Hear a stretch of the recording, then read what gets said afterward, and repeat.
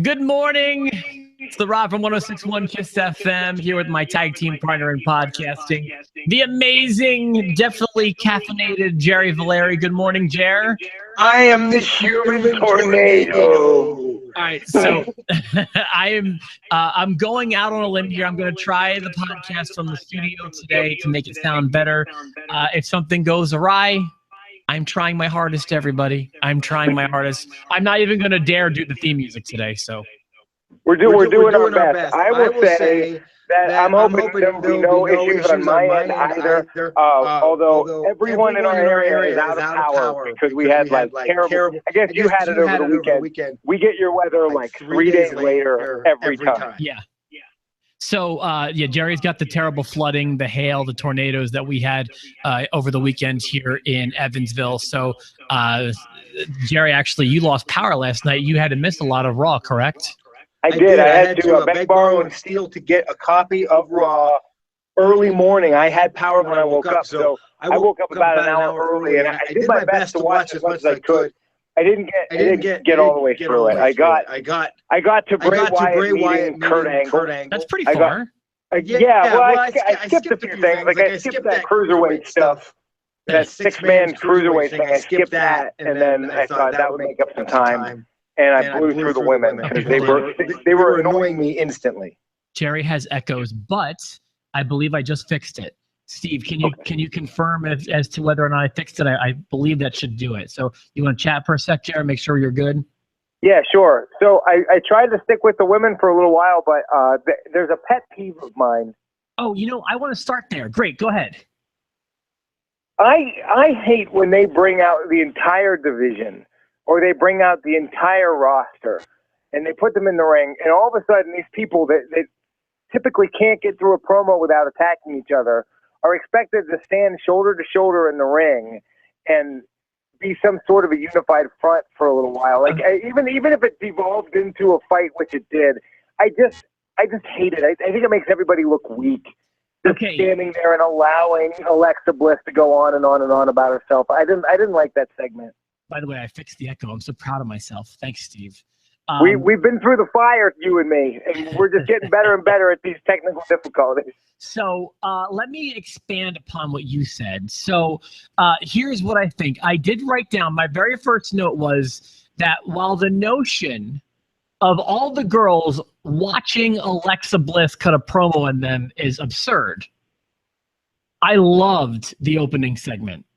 So you're right. What you said wasn't wrong. It is an absurd notion to think that all these girls who can't get along and can't keep their hands off of each other would just sit there and get along while Alexa cuts them down and right 2 inches in front of their face is so absurd that I just can't. And in a wrestling's real kind of way, it would put any 6 girls in a circle and have one in the middle dress down every single one of them. Wait till you see how fast the claws come out.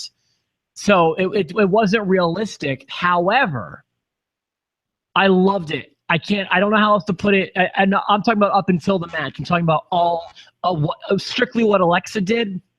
Man, I liked it. Had I been able to put that aside and abandoned my frustration with the absurdity, maybe I would have enjoyed it as much. Could you at least meet me halfway and said Alexa did a great job on the stick? I thought the insults were wonderful. I did. I loved what she did with Nia Jax when she's like, "We're good. You and me, we're good." Yeah. Like I don't want to take away from her in any way. I just didn't like the booking of it. I just didn't. Well, here was the thing. They kind of addressed it a little bit. She said that Kurt Angle was making the girls go out there for this. Sure. So they at least kind of tried to address it. Which is inconsistent for his character too, but whatever. I'll let that go. Well, yeah, sure. It does seem like sometimes the wrestler gets to call the shots and sometimes the GM gets to call the shots, but at least they addressed it. I just want to say I was a big fan of the opening segment. I thought the match went a little long. And my second note is that we actually went 33 minutes tonight without seeing a single male wrestler outside of the video package. Pretty interesting. I mean, it's cool how they do it. They end some shows with it. They start some shows with it. Yeah, and I think that's okay because if you remember, it used to be the women were designated to what's called the blow-off spot.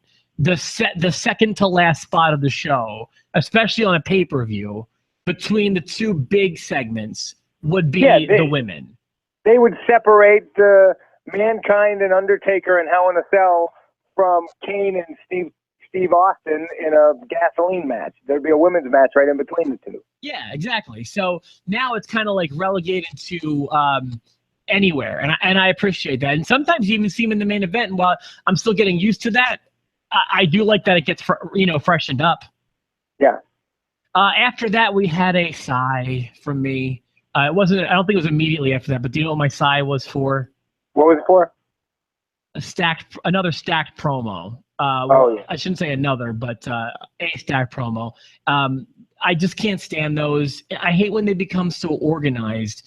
And this one I did think had some contextual flaws, some flaws from the writing standpoint, and I'll explain what I mean by that. So I'm talking about the one that started with Seth Rollins and then eventually added, who all was it? Was it Miz, Ambrose, and Zayn? So Finn Balor comes out first.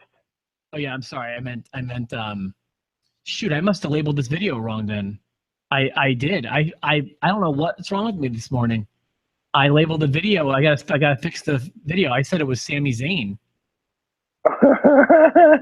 And I'm not even joking. I feel really stupid right now.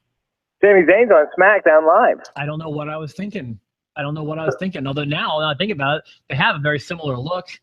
They do. So Finn Balor interrupts him, and then I believe it's Dean Ambrose, and then or Miz, and then Dean Ambrose, one of the others. But it was Finn that originally interrupted Seth. Did you, before I kind of dress this one down, did you have thoughts about it you wanted to share? Yeah, I liked it. I think we're reversed on this one. I liked it. I didn't see this as a stacked promo. I saw it as guys interrupting one another. It wasn't a stacked promo for me. It happens way too quickly. It happens like the entrance music ends and then someone gets two words out and then another one starts. This one made a little more sense for me from a story perspective, but it's all just window dressing. And for me, it's all just a reminder that the WWE put the belt on someone who's never there. All this focus on SmackDown Live was around the U.S. title because Randy Orton was all tied up with Bray Wyatt and they couldn't do anything about it. And now you're seeing the same thing on Raw, and you're watching these top-tier dudes fight over the Intercontinental Championship, and it devalues the Intercontinental Championship because they came out looking for the Universal title. They wanted the big belt, and they're like, well, instead, how about I'll just come out with the Intercontinental title since Brock Lesnar is never here, ever. So here's what I took from this. So over the past month, nobody has had a thing to say about Brock Lesnar or the Universal Championship. Tonight, all of a sudden, he's in everyone's crosshairs, and so there's that problem. And then there's the problem that you just kind of brushed upon. So everyone's coming out demanding a title shot, and then they all settle for a number one contender shot for the Intercontinental title? How'd this even happen? Right. It's kind of like, let's say you make $25,000 a year. You go ask your boss for a raise. You say, I want a raise. I want to make $30,000. The boss says, hey, I'll meet you halfway. How about 20? You know what I mean? I feel like that's kind of like what happened. $25,000? How do you think I'm going to give you $20,000?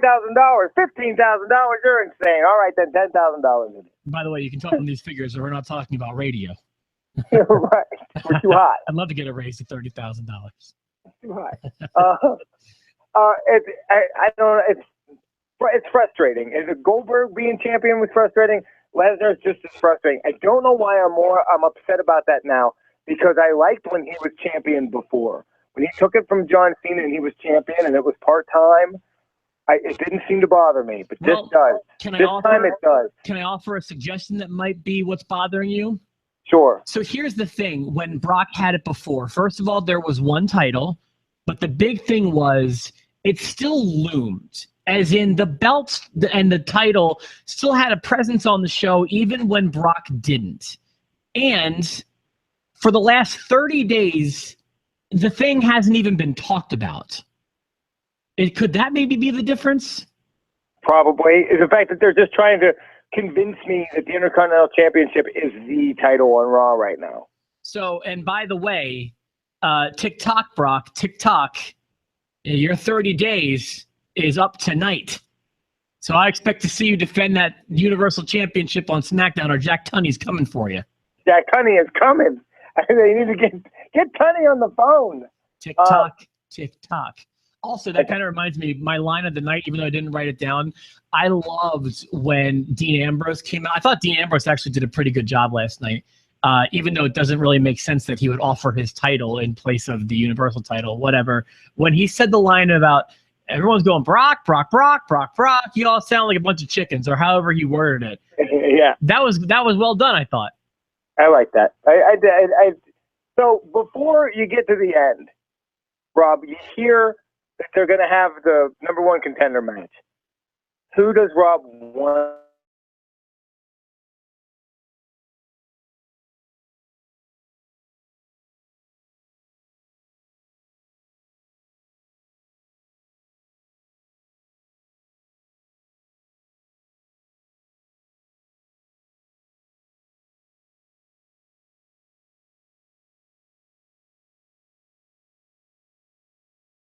Rollins is the better wrestler and puts on better matches. I feel like this is on a real hot streak right now.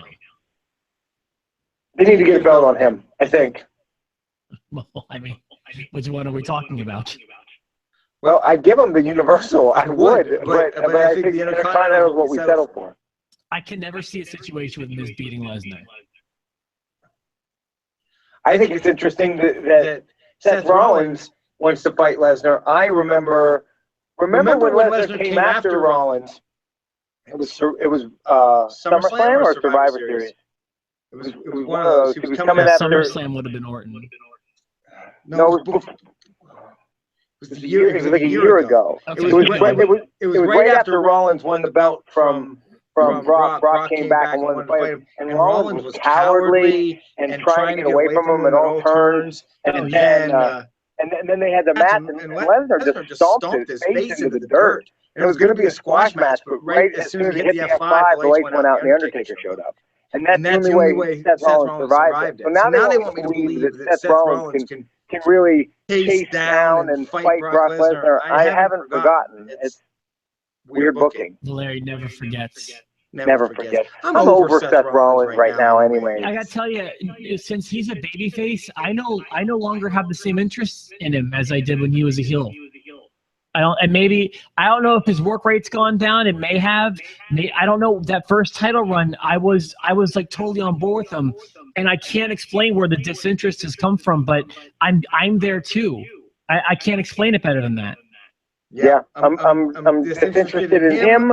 And Finn Balor, for some reason, isn't getting my blood going. Finn Balor's been tough for me to invest in because he keeps getting hurt. And luckily, this concussion didn't keep him out for too long. But when I see him, I think to myself, here comes the fragile little baby. And that's not the impression we want when we see this guy. I want him to get there. I really do. I just hope that people take a little better care of him. Okay. So there's that. I want to talk about I guess we can call it the heel turn of Cesaro and Sheamus. Sure. That was kind of well done. Though my one note on this was there's a rule in wrestling, I guess. When you're turning heel, are you going heel? Wear black. It's just that as soon as you put on the black clothing, you've said, I'm a bad guy. Whether you're the Usos, whether you're Cesaro, whether you're Sheamus, it's just don black if you're ready to go heel. It's the old cowboy movie. It's the old westerns with the black hat. So many times, though, in wrestling, we don't get an explanation as to a heel turn. And when we do, oftentimes it doesn't make a whole lot of sense. I thought that there was a good bit of human logic injected into their heel turn. They got kind of their what's the luster, their shine was stolen at WrestleMania by the shiny nostalgia act, which they articulated pretty well. They got perturbed by that, and then other things happened where now everyone used to care about them. Now all they want is the shiny new Hardys. And it's just, I don't know, it made a lot of sense to me. And I like that they ditched the ripping the suit in half gimmick, and they're just coming out in those field jackets. I like it. Yeah, and saying, that's the truth of it, Jeff. Like that was a pretty good heel turn, I thought. And then did you take anything from the Hardys coming out and doing the deleted? I didn't even notice. I read that happened. What did you just do it? What did you do? So they came out and they were like, we have a response, and then they both went like this. And that's the delete motion. When Matt Hardy goes like this, delete Edge, delete. And so they went delete Edge, and the crowd went crazy and they ran to the ring. So does that mean broken? I don't know. I can't keep up with it. I don't know either. I'm not even sure I want broken. I don't know. I do because I think it's the only way to prevent them from being what everyone's calling a nostalgia act. You make a good point. I don't disagree. There was a really good promo later in the night too. I've mentioned before with Brock, you can sometimes get two different. I'm sorry, I said Brock, I meant Bray. With Bray, you can sometimes get two different promos. One very soft-spoken, very hard to understand, and a lot of just nonsense words to remind you who he is. And then sometimes you have a real story being told with a real message and a real purpose. And his promo with Kurt last night, it wasn't even on Kurt, really. It was just with Kurt. To me, it was a good promo. And you know what, man? In general, I thought this Raw was a good show because there was some good stuff. There was good wrestling, especially in the main event, which we'll get to. Some really good promo work, whether you're talking about Alexa Bliss, you're talking about Bray. You even enjoyed the stacked promo from earlier in the show. Dean Ambrose did some good work last night, and a lot of storylines did move forward. Also, Cesaro and Shane, like the stuff was pretty solid last night. I give last night's show a pretty high score personally. Yeah, the main event set up a very solid pay-per-view. If you look at the matches that it's set up with, you've got Miz and Ambrose and Joe and Seth Rollins and Finn Balor and Bray, so that's good. As for Bray's promo with Kurt Angle, I liked it. I liked it. You saw it? I read about it. I didn't want to go into this completely blind today. Okay, well, I encourage you. I hope you get a chance to actually watch it, and I hope you get a chance to also watch the main event. I'm actually kind of kicking myself because when I realized how much time the main event was going to get, I kind of started distracting myself, and I kind of tuned in for the second half of the match, and they were on fire, and I kind of wish I would have been paying more attention to it. So go into it knowing it's a good match, and you'll probably enjoy it more than I did. Okay, so for the Angle and Bray Wyatt thing, that's the last thing I saw in its entirety. So I did see that. Did you like it?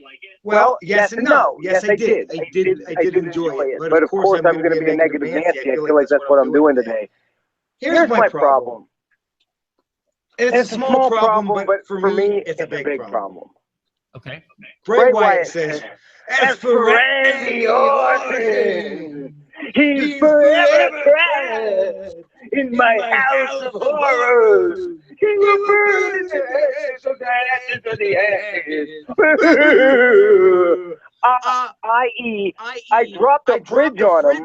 He still found his way to the arena, beat the hell out of me, and I needed Jinder Mahal to win. But you're trapped in my house of horrors. I needed the Singh brothers to beat him, and I will be living in the fiery ashes of your baby's death. You don't know crap, Bray Wyatt. You needed Jinder Mahal to beat him in the arena. He's not trapped in the House of Horrors. He wasn't even trapped under the GD fridge you dropped on him. Hate that. Well, claiming victory. You make good points, but the way you make them, you have a certain thing about you, Jerry, a certain je ne sais quoi that I can't put my finger on. But my goodness, watching you reenact segments from the previous night's wrestling is a real treat. Here's what I hear when Bray Wyatt cut the promo. I oftentimes hear that, but like you were too loud. It's just like it's soft spoken. I need the volume cranked up. It's just mixed poorly. I don't know what it is, but it worked for me last night. I wasn't focused as much on the past and the House of Horrors and Randy. I was focused more on where they're going And I do feel like, at least for a little bit, maybe I'm a sucker because I've fallen for this before. I feel like Bray might be getting the attention he needs here in the coming weeks, months. I hope so. Did you read the article? Was it Mike put it on the post page that the House of Horrors house is actually being sold in Missouri? I think that was Kevin, and I did see that. Kevin, thank you, Kevin. But did you read the article? No. I didn't realize it. I didn't put two and two together. They were in San Jose. So when that segment was going on, it was 4 o'clock in the afternoon. So it was sunny out, and Randy Orton pulls up in the middle of the night in a limo, and it's pitch black outside the house. It wouldn't have been 4 because that would be when the show started, I think. Okay, so it was like 5 or 6. No, well, it actually would have started at 5 because if it started at 8 Eastern, it would be 7, 6, 5. It would have started at 5, so it would have been like 6:30ish, I think. They said it was sunny there. Yeah, it would have been sunny, correct. Yeah, I mean, it's May now. It was April 30th when the show happened. So that'll take the crowd out of it. I didn't even think about that. It was pitch black. You're absolutely right. And if you want to split hairs even more, that house that's for sale, not that they mentioned this on WWE TV, but the house for sale is like 1,300 miles away from San Jose. A 28-hour drive. So that's what I had. I hope you enjoy the main event. It's good. Is there anything else you wanted to mention?